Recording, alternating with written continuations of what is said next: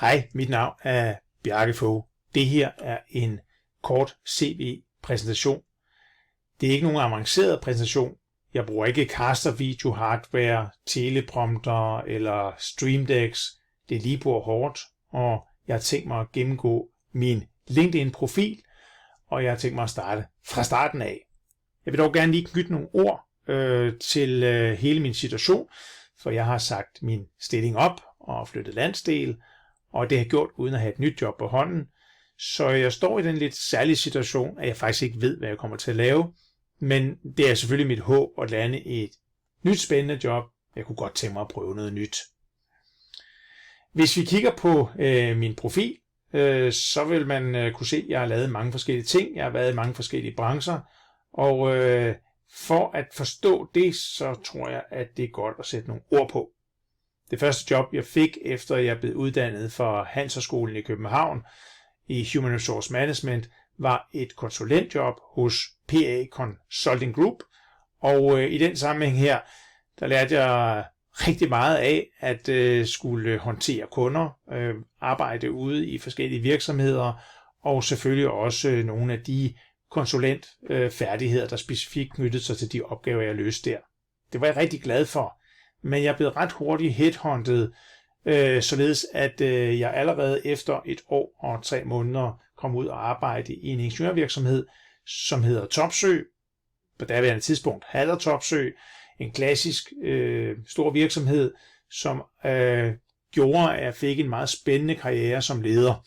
Jeg blev headhunted som uddannelsesleder med ledelseserfaring fra start, og så fik jeg ellers prøvet en masse forskellige roller i HR-regi. Ofte med flere kasketter på samtidig, som I nok kender også.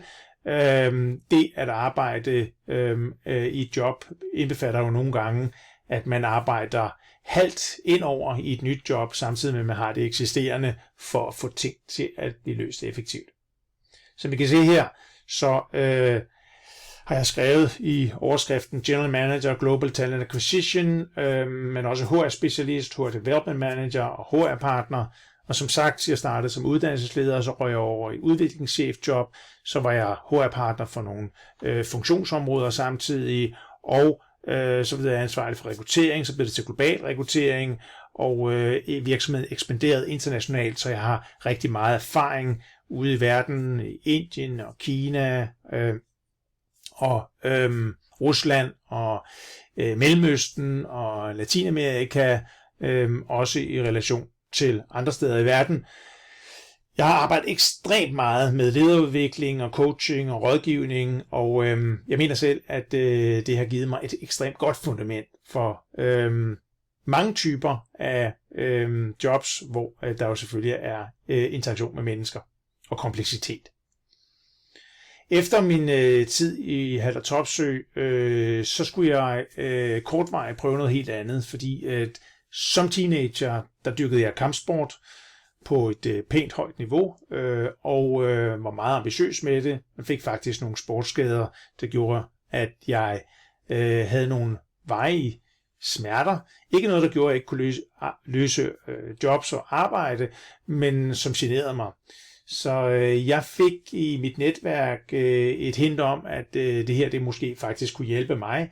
Så ved at få en professionel idrætsmassøruddannelse, så er jeg faktisk kommet af med en række smerter, som ellers har plaget mig faktisk siden jeg var 13 år. Så jeg er også idrætsmassør, så jeg kan mange forskellige ting. Så har jeg i en periode efter Haller Topsøe, der har jeg både arbejdet i konsulentbranchen med udvikling af nogle ledelsesværktøjer, noget outplacementprogram, en lille smule rekruttering også. Og så har jeg i min fritid i en årrække, og også ikke kun i fritiden, der har jeg også arbejdet med udvikling af mine egne HR-værktøjer, fordi jeg har rigtig meget erfaring. Dels på grund af mange certificeringer, men også på grund af, at jeg er ret kreativ og vidbegærlig, så jeg havde nogle gode idéer til udvikling af værktøjer, og det brugte jeg faktisk nogle år på også. Så det er det, jeg kalder Product Director. Det lyder lidt flot, fordi det var jo bare mig selv, som forsøgte at udvikle nogle værktøjer.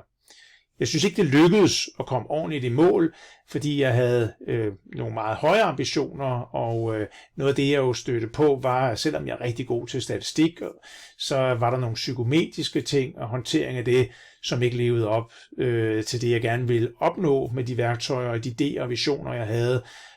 Så det er ikke et færdigt kapitel, men det er i hvert fald et færdigt kapitel i den forstand, at jeg ikke tænker mig at arbejde fuldtid med det mere. Det er mere sådan, ligesom andre har nogle fritidsbeskæftigelser. Så har jeg haft et job som HR-chef for det grønlandske sundhedsvæsen, og det var en opgave, hvor jeg blev bedt om, og det skulle gå hurtigt, at restrukturere en HR-afdeling for det grønlandske sundhedsvæsen, hvor at, der er jo cirka i dag er 1600 medarbejdere og rigtig mange lokationer. Så det var en ret kompleks opgave, og det der med at komme ind i et nyt land, nye kulturer og alle de kompleksiteter, der er med det, det var en ordentlig mundfuld. Jeg var dog ikke bange for at tage den opgave, og man kan sige, at min baggrund som teenager var, at jeg har boet 3 år på Grønland som teenager, så jeg vidste allerede meget om Grønlands kultur, og har også lært en del grønlandsk, men kan ikke tale det. Så jeg sagde ja, og jeg lykkedes rigtig godt med nogle ting sammen med andre dygtige kollegaer i det grønlandske sundhedsvæsen. De arbejder under ekstremt vanskelige vilkår. Jeg måtte fyre nogen, jeg måtte ansætte nogen, jeg måtte gøre en række ting, og samlet set, så kan man sige, at det var gode 13 måneder. Vi nåede mål med rigtig mange ting, men jeg valgte også at sige op igen, fordi der var nogle ting, der gjorde, at jeg ikke ville arbejde for det grønlandske sundhedsvæsen i den position og under de vilkår. Og det er vist ikke den eneste, der har oplevet, men med al respekt, jeg synes, der er utrolig mange virkelig dygtige, kompetente medarbejdere i det grønlandske sundhedsvæsen. Så har jeg arbejdet de sidste 5 år som computer science teacher, informatiklærer. Og det var igen et brancheskift, og det der er ved det, det er, at egentlig havde jeg jo tænkt mig, at jeg skulle have nogle IT-kompetencer, jeg kunne bruge i HR-regi og til udvikling af mine HR-værktøjer.